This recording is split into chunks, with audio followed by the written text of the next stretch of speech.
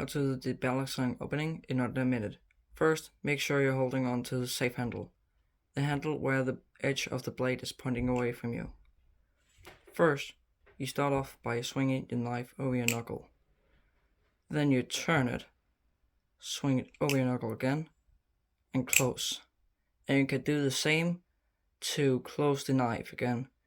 Just swing it, turn it, up and down, and then you got it.